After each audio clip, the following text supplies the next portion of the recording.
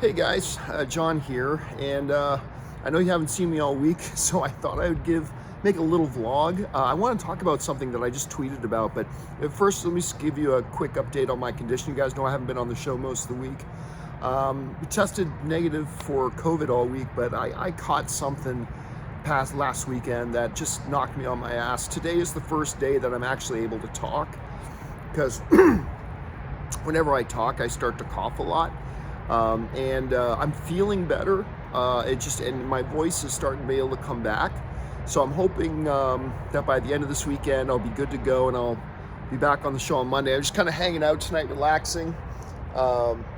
This is kind of what I do every night. I sit by the fire and I write my show notes from here. Tonight, I'm just kind of hanging out. And I wanted to talk a little bit about something, give you some behind the scenes. So I tweeted, I tweeted about this earlier today about the fact that I have spent the last couple of weeks interviewing a lot of people about adding some potential new hosts and things like that for the YouTube channel. And I've met with a couple in person. I've interviewed a bunch over, Zoom and on phone calls and stuff like that. And it's really difficult. I want to make a quick video about why it's really difficult to find somebody who would be good on a show like mine or other shows we do on my channel, because a lot of people think being able to do this is about one thing, but it's really about two. And here are the two main things. One, you want to find somebody that's got like a good grasp, it doesn't have to be world class, but a good grasp of movie and television pop culture, right? But then some people just think, oh, we'll just find anybody who knows a lot about movies. Well, that's fine if you're writing a blog. But to do video, you also have to have a second equally important skill, which is you have to be a really good, effective communicator. You got to know how to communicate what's in your head on camera in a way that an audience will be engaged by and be informed by. And I find with a lot of people on YouTube, they're either really good at one or the other. Some aren't good at either. Some are good at both. But, a lot of times people just think that it's about one thing. And so I've had, I get a lot of people write to me and say, hey, John, I also have a YouTube channel. Can you look at it and blah, blah, blah. And quite often they're like, maybe know a lot about movies, but they're not good communicators and they're not working on their communication. Or I've interviewed a lot of people that have like strong broadcast, like even broadcast journalism with journalism degrees, and they're really effective communicators. They know how to take a thought and to communicate it effectively, but they don't actually know that much about stuff. So, and it's funny because a lot of people who don't do what we do think it's really easy, and it's not. Like, even just take something like, just forget being a pundit, just take things like just hosting.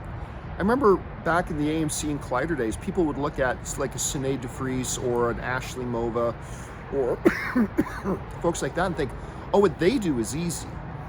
And it's like, yeah, everybody thinks it's easy till you try to do it. Like to be able to have the type of skill and talent and the personality and the charisma and the energy and the knowledge of how to actually carry a video presentation when the camera's on you, that is a more rare gift and talent than people understand. And so I would always tell people when they say, well, what Ashley does is easier, or what Sinead does is easier. It's like, no, it's not, or else everybody would be doing it.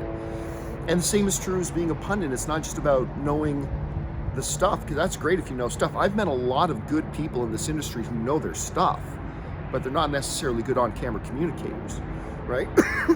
Says the guy coughing and hacking his way through doing a little vlog right now. And so it's really tough. It's been really, really difficult to find good people. It's hard. So anyway, I just wanted to give you a little bit of a behind the curtain look at one of the things I've kind of been doing the last few weeks, not the last few days because I've been sick, and why sometimes it's not all that easy just to find somebody. It's not every day you come across a Chris Carr. It's not every day you come across a Robert Meyer Burnett. It's not every day that you get that caliber of people that are both good at having a good foundational knowledge of stuff and are good, effective on-camera communicators. It's rare. Everybody thinks they can do it, but they can't. And so when you come across a YouTuber, other than the John Campea Show, when you come across a good YouTuber in like movies, television, who you can tell has both, who is both like knowledgeable and is great on camera communicator. I think of people like, Greg and the Real Rejects. I think of people like Harloff. I think of people, like that, an Alicia Malone or something like that, like people who know their stuff and are good communicators.